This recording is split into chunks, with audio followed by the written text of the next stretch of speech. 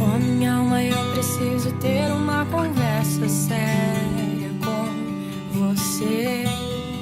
É que às vezes não te entendo bem. Oh, minha alma, eu preciso ter uma conversa séria com você. É que às vezes não te entendo bem.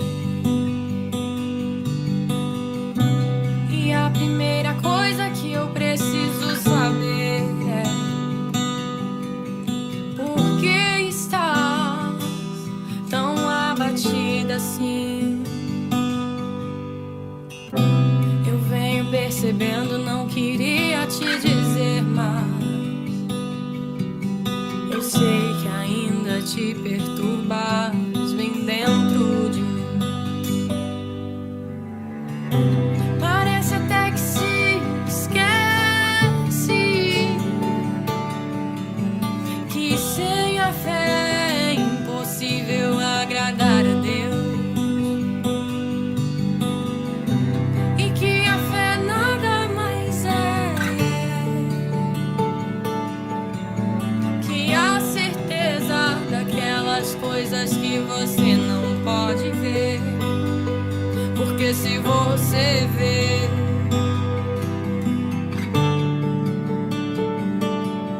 já não será mais fé.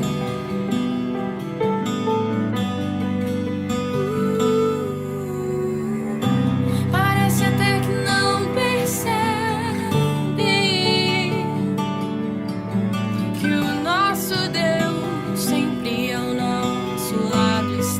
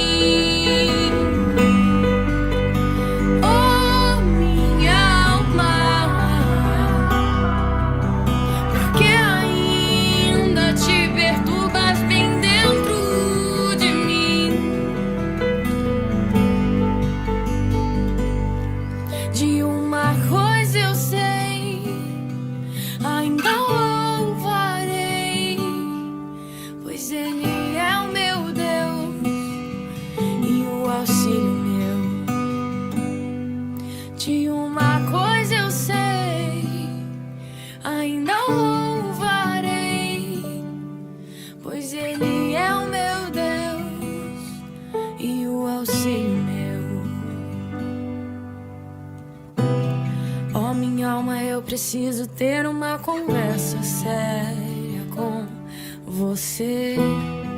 É que às vezes não te entendem.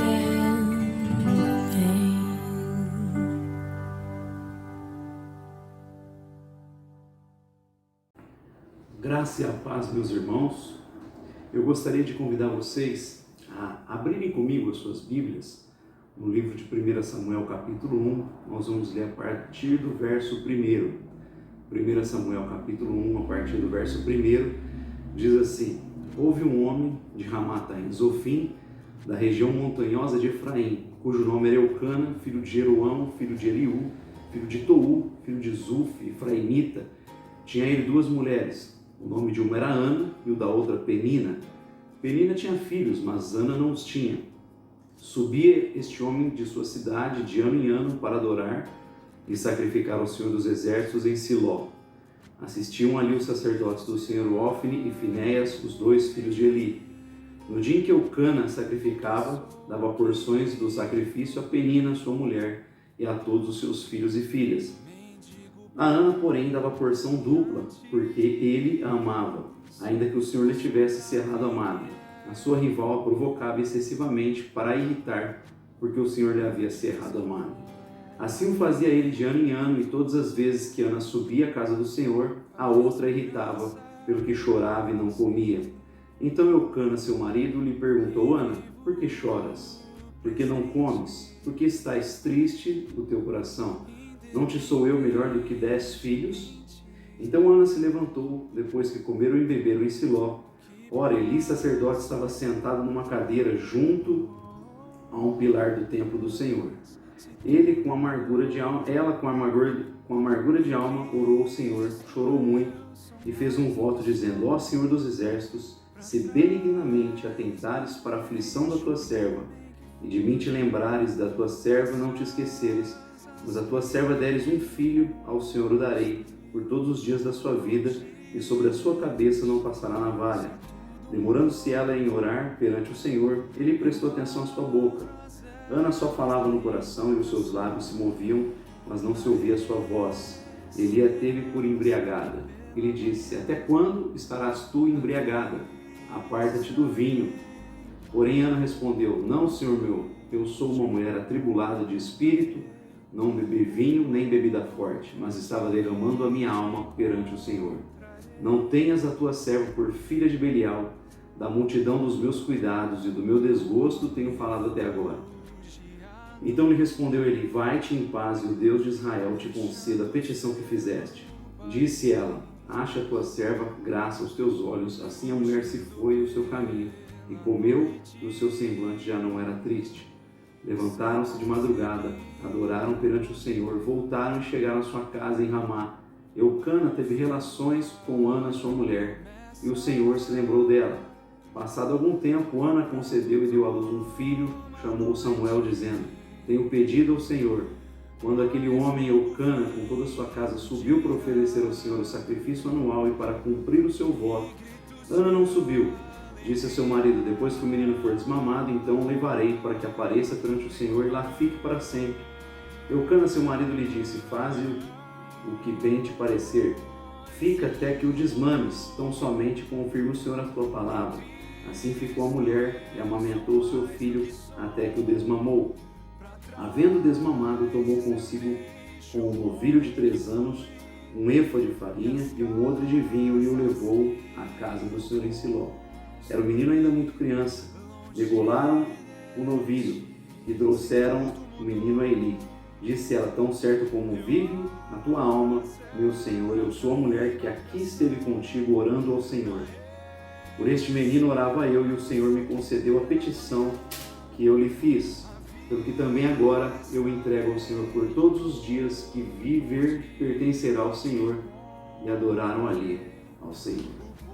Damos graças, Pai, pela Tua palavra. Eu peço que nesse momento o Teu Espírito possa falar com aqueles que estão nos assistindo, que o coração deles possa estar aberto para receber a Tua palavra, de modo que ela venha gerar frutos, venha trazer cura nas áreas que cada um necessita. É o que nós te pedimos, em nome do Teu Filho Jesus.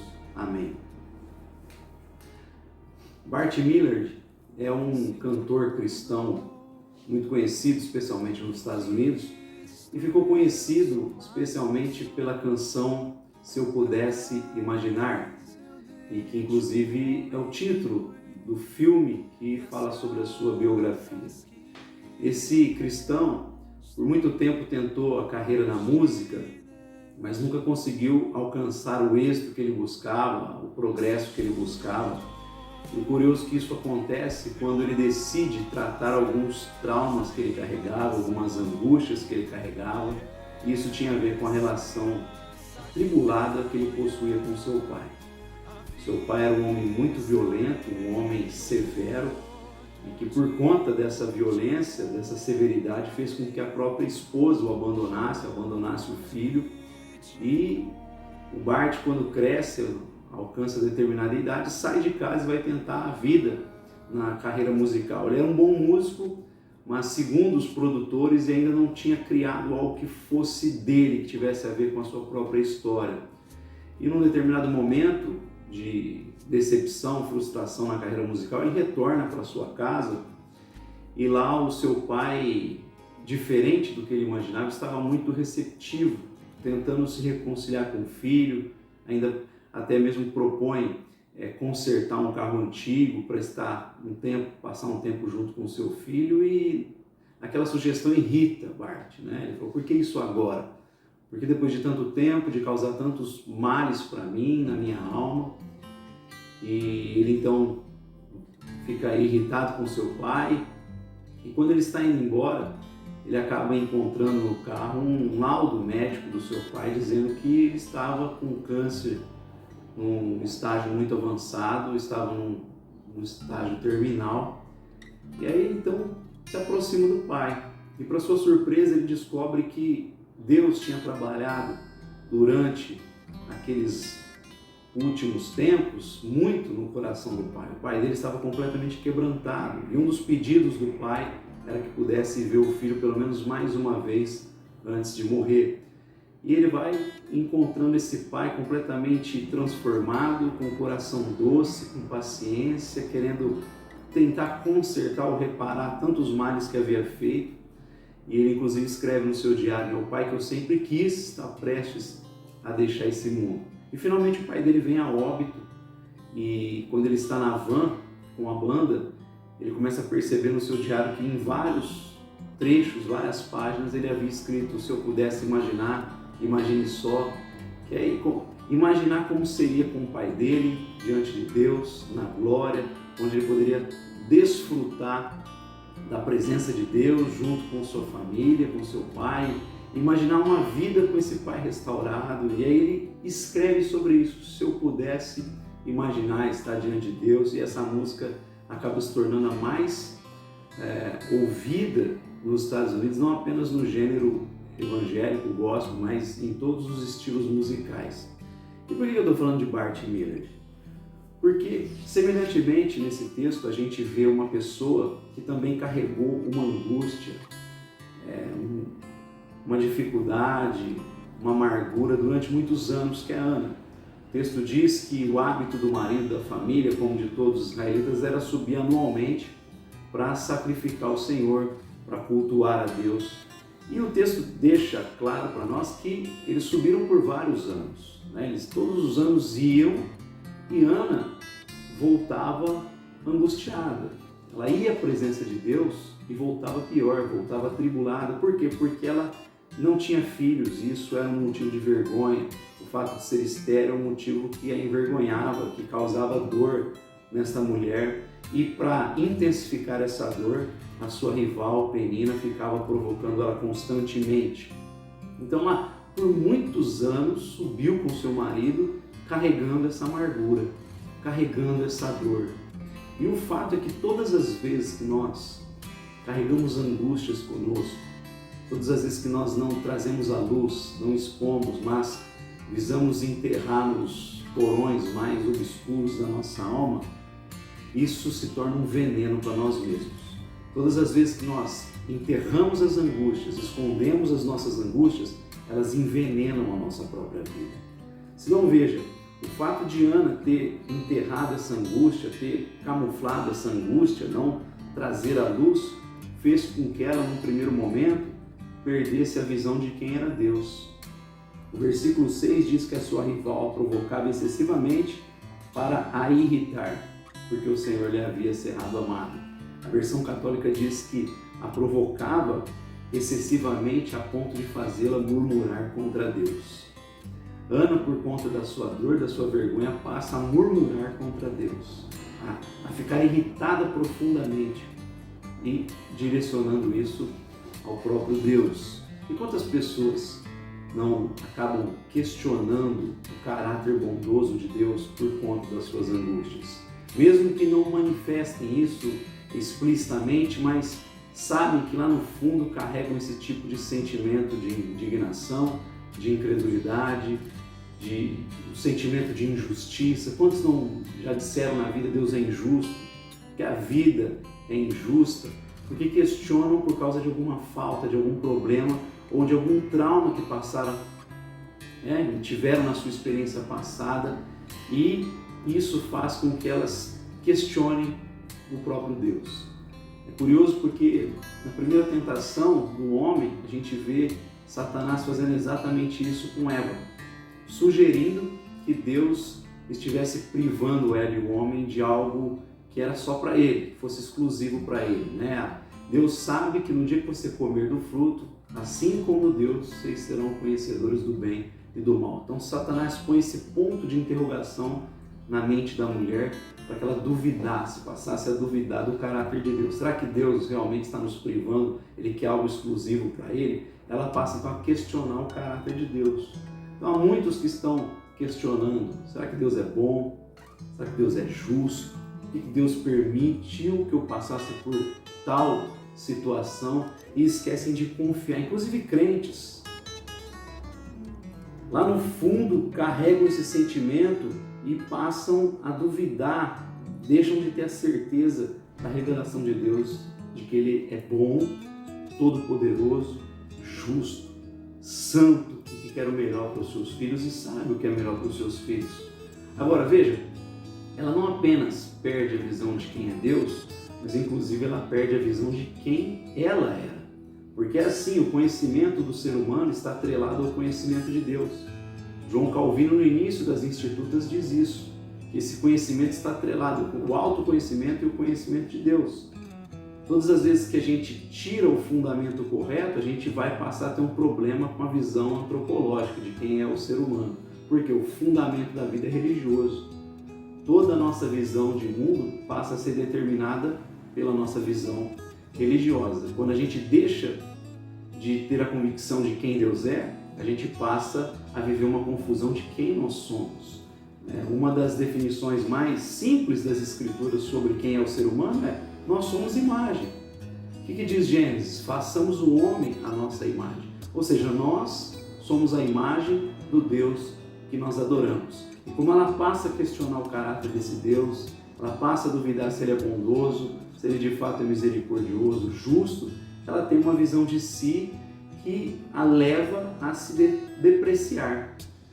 Leva ela a viver sempre atribulada, angustiada, ela deixa de cuidar da própria vida, inclusive. O texto diz que ela não comia, o semblante dela era sempre triste, era sempre carregado. Por quê? Quando a gente não tem a visão de um Deus pessoal, amoroso, quando parece que a nossa vida está sendo aleatória, não há um propósito, a gente acaba deixando de ter uma postura diferente na nossa caminhada.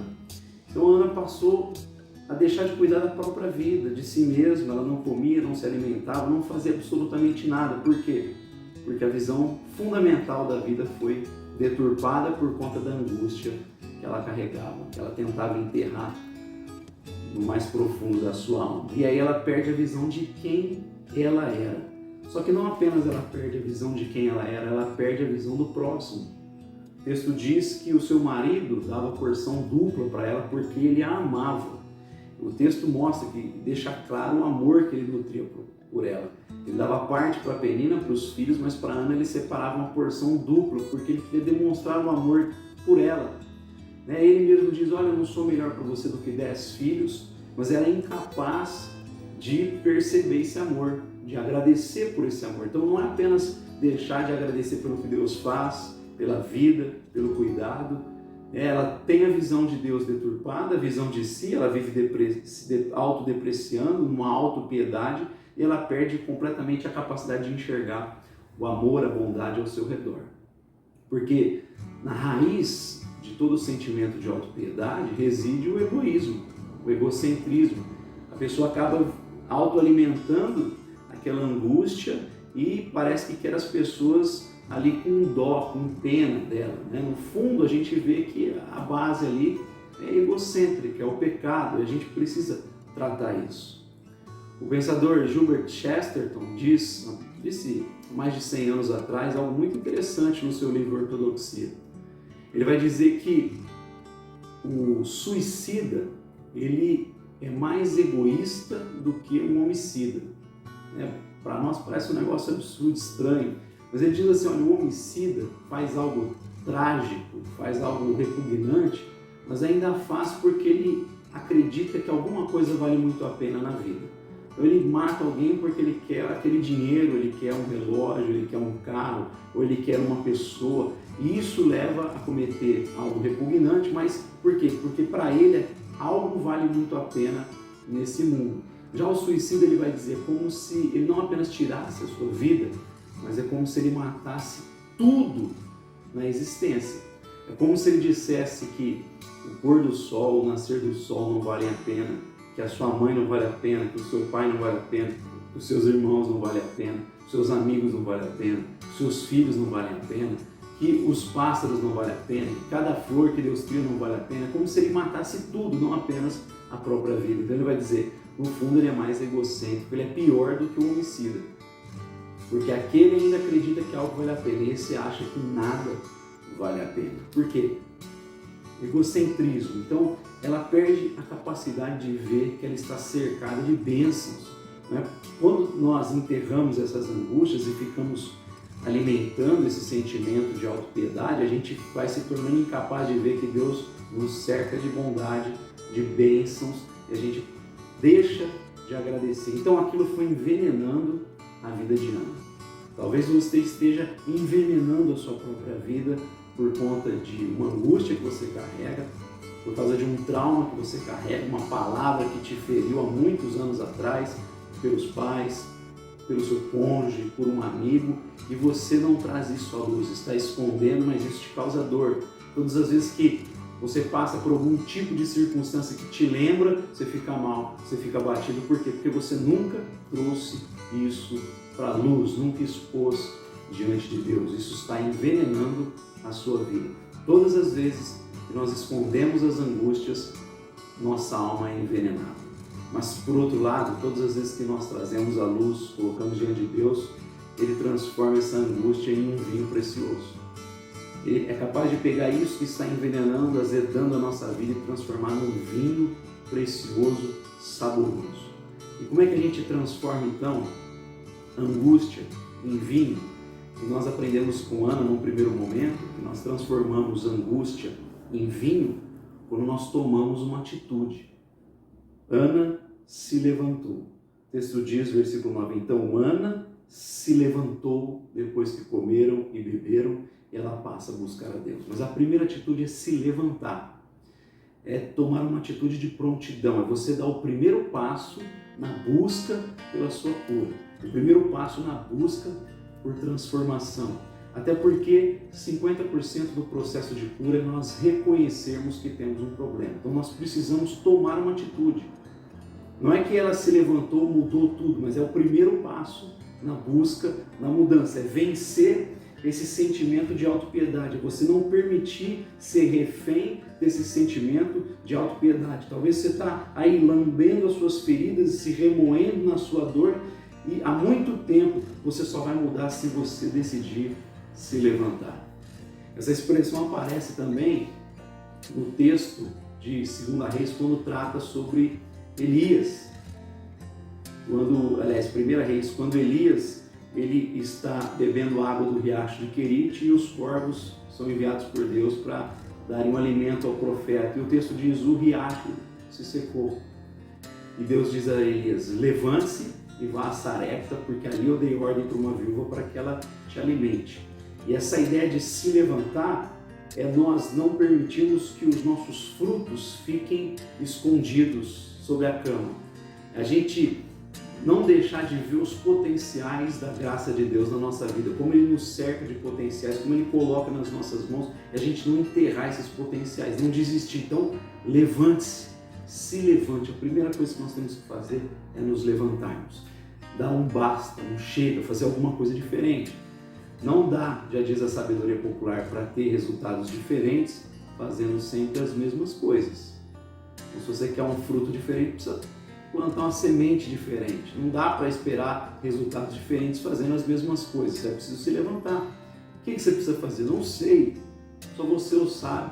Talvez precisa participar mais de um culto, ter comunhão com os irmãos, procurar um irmão, os pastores, procurar ajuda profissional, procurar alguém para você falar, desabafar, colocar para fora. Talvez o seu passo seja se matricular em um curso. Talvez o seu passo é começar uma academia, talvez o seu passo é começar a caminhar, é participar de um clube de livro, qualquer coisa, mas você precisa se levantar. Tome a primeira atitude em busca da mudança. Mas, mais importante do que se levantar, e o mais importante do texto, é que nós precisamos derramar nossa alma diante de Deus. Então Ana se levanta, mas depois ela expõe, ela coloca para fora, ela traz a luz, ela se derrama diante de Deus, ela desnuda sua alma diante de Deus, ela não esconde mais. E é óbvio, meus irmãos, que Deus sabe o que está no nosso íntimo. Ele é Deus, Ele é soberano, Ele penetra ao mais profundo do nosso ser. O fato de nós expormos tem a ver conosco, é para o nosso próprio bem. A busca, a oração, a confissão tem a ver com a nossa cura. Tem a ver com a nossa saúde espiritual, física e emocional, porque essas coisas estão entrelaçadas. O ser humano, ele é indivisível. Nós damos ênfase na questão da mente, na questão do corpo, nós falamos desses fatores das emoções, mas nós somos indivisíveis, essas coisas estão interligadas. Tanto que há problemas na alma que acabam somatizando e desembocando em enfermidades físicas. O paralítico em Betesda é um caso que podemos pensar em doenças psicossomáticas. Jesus disse, depois de curá-lo e encontrá-lo no templo: olha, não peques mais para que algo pior não te aconteça. Porque quem sabe aquele homem carregou uma culpa de muitos anos, um problema, e isso foi desenvolvendo um problema físico, porque existem doenças psicossomáticas. Então nós somos indivisíveis. A gente precisa tratar a nossa mente, precisa tratar as emoções, precisamos tratar o nosso corpo físico. Os gregos acreditavam, por exemplo, que a ordem no nosso interior, através das disciplinas, das virtudes morais, elas eram sinalizadas através de um físico em ordem, do cuidado com o físico também. Então, o corpo físico era só uma externalização da ordem que nós tínhamos no interior e na mente. E eles não deixam de estar errados em certo sentido. Não é por acaso que o jejum, uma das implicações dessa disciplina com o corpo, nos ajuda em vários outros aspectos. O jejum não deve ser pensado apenas na nossa busca por Deus, para que Ele trabalhe no nosso ser, mas acima de tudo o jejum nos ajuda a sermos disciplinados em várias áreas. E quem consegue disciplinar o seu corpo em relação à fome, que é difícil, ele consegue ser disciplinado na questão dos olhos, na questão da mente, ele consegue se disciplinando em outros fatores. Então é exercício, essas coisas estão interligadas. É preciso então nós termos a capacidade de Ana de trazermos luz, reconhecermos o problema e começarmos a buscar. Mesmo que Deus saiba o que está no nosso interior, isso acontece para o nosso próprio bem. Nós devemos buscar isso para o nosso próprio bem. A gente vai se dando conta talvez de problemas que não tínhamos percebido.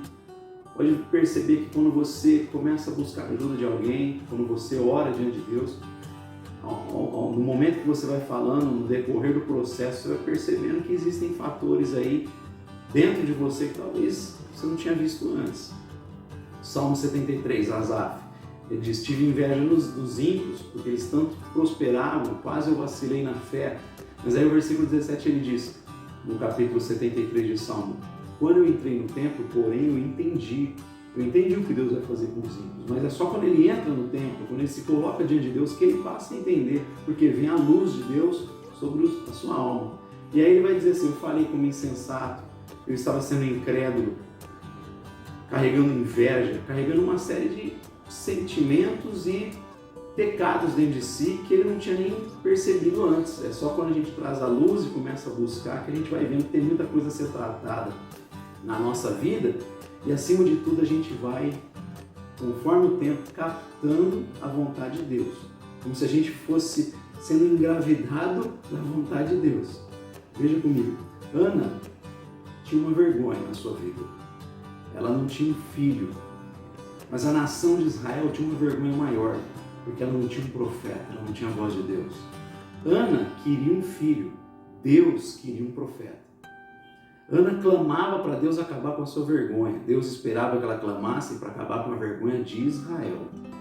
Talvez, meus irmãos, vocês estejam orando por um filho, mas Deus quer que a gente ore por um profeta. Às vezes para nós parece muito difícil o filho, ou seja lá o que você busca. Mas quando a gente capta a vontade de Deus e percebe que o propósito dele era muito mais abrangente do que a gente imaginava. De modo que aquilo que a gente orava é fichinha, é coisa pequena perto do que Deus deseja fazer, desejava fazer naquela circunstância. Então quando ela diz eu vou consagrar a Deus, parece que ela entende, ela capta a vontade de Deus, parece que ela é conduzida pelo Espírito para orar daquela forma. Afinal de contas o texto diz isso para nós, né? Tiago diz, pedis e não recebeis porque pedem mal para os vossos deleites, para satisfazer os vossos deleites e pecados. Paulo aos Romanos, no capítulo 8, diz, não sabemos orar como convém, mas o Espírito Santo intercede por nós com gemidos inexprimíveis e aquele que conhece a vontade de Deus é apto para nos fazer orar segundo o coração, a mente de Deus. Então a gente vai sendo percebendo e conduzido para orar dentro do propósito de Deus, que é muito mais amplo do que os nossos propósitos. Afinal de contas, a oração não é para mudar Deus, mas é para mudar cada um de nós. Søren Kierkegaard, filósofo dinamarquês, diz que a oração não é para mudar Deus, mas é para mudar o caráter, a natureza daquele que ora. Então Deus muda a nossa natureza a partir do momento que a gente vai se abrindo para o trabalhar dele. Exponha, desnude a sua alma diante de Deus. Coloque para fora aquilo que está te angustiando, entristecendo, atribulando o teu coração. Mas terceiro, a gente aprende com Ana que a gente transforma angústia em vinho quando nós temos perseverança. Eu acho muito curioso quando ela começa a buscar, depois de tantos anos, finalmente ela vai se derramar diante de Deus e aí ela é julgada por aquele que deveria ser a voz de Deus naquele contexto, que é Eli, o sacerdote, o juiz.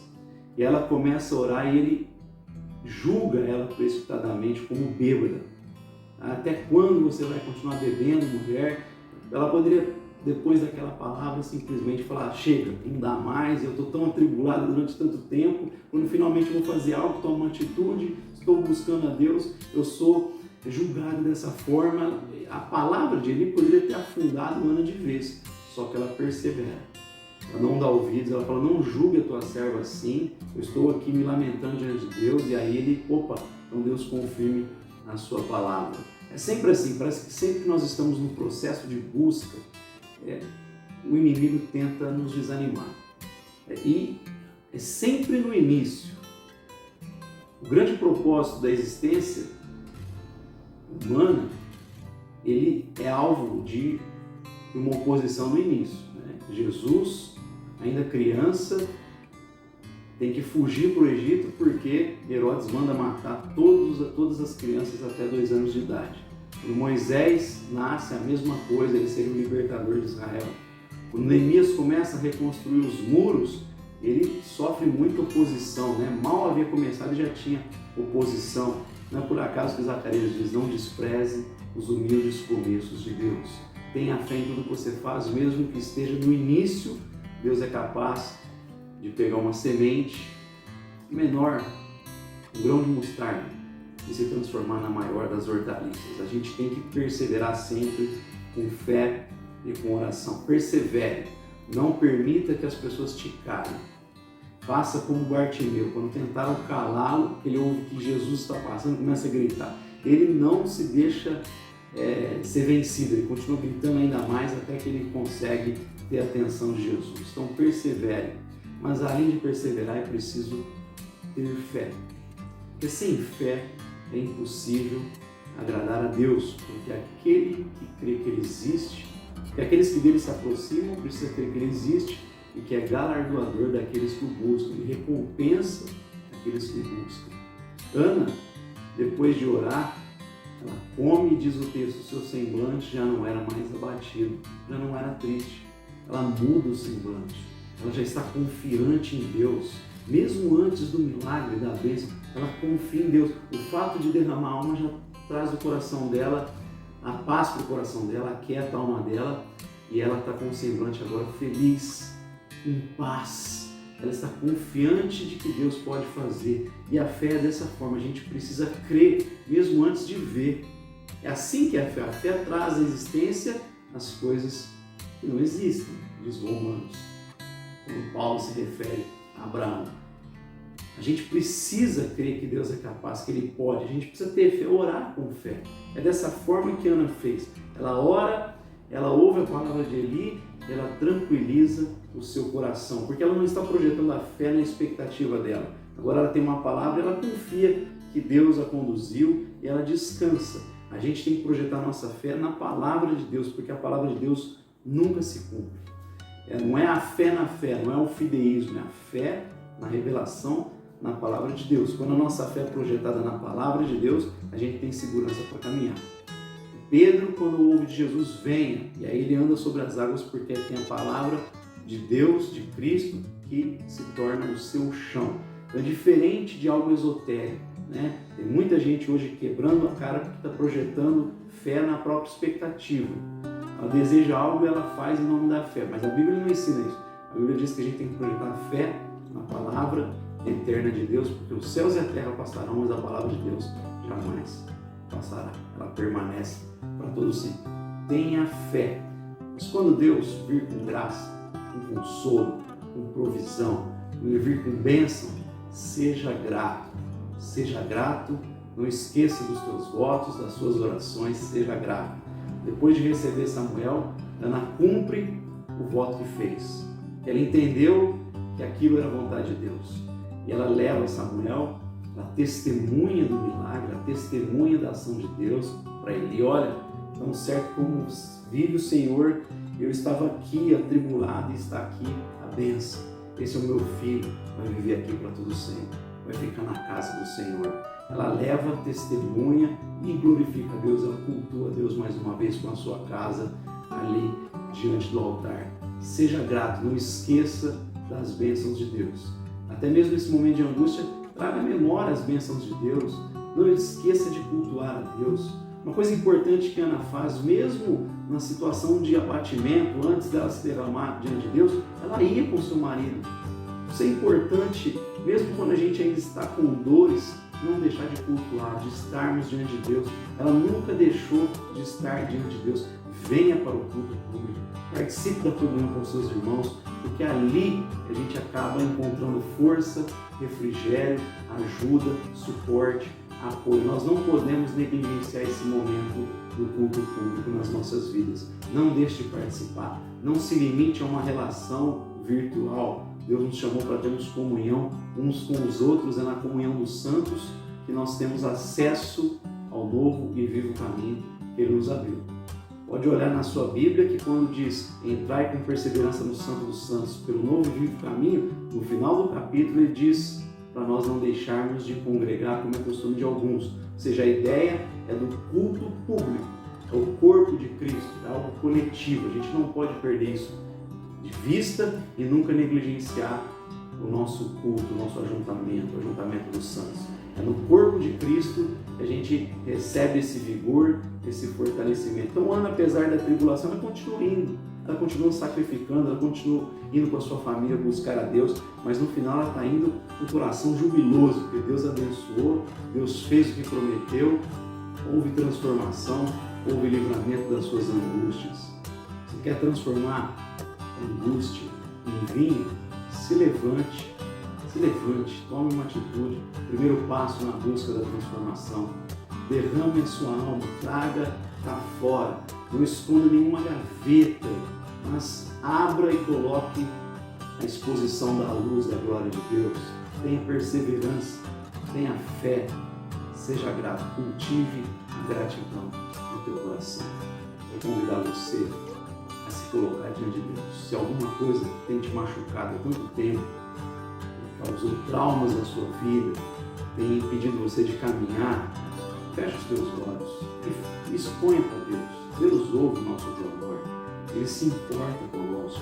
Apesar dos homens nos machucarem, Deus se importa conosco.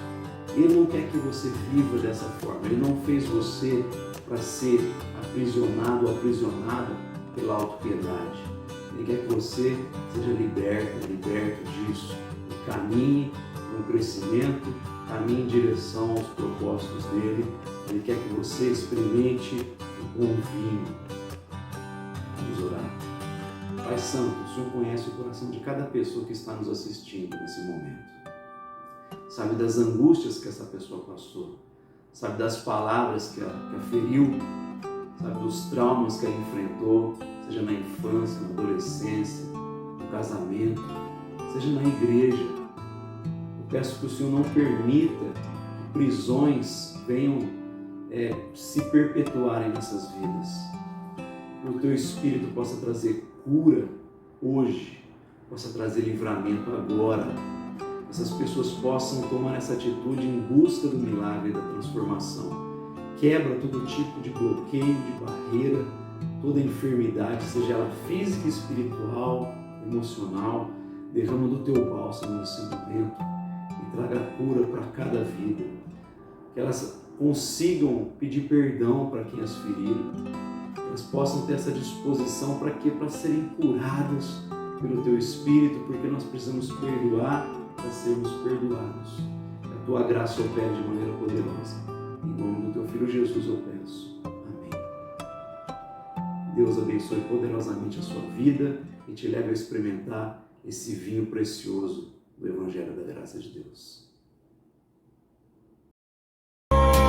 Se tudo mudou e em Cristo eu sou mais do que sou.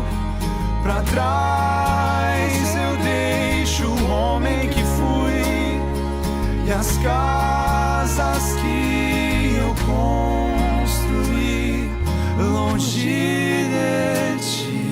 Se tudo mudou, eu abro as velas da embarcação na esperança que pela manhã avistarei o porto onde Te encontrarei, o porto onde Te encontrarei. Se a chuva me alcançar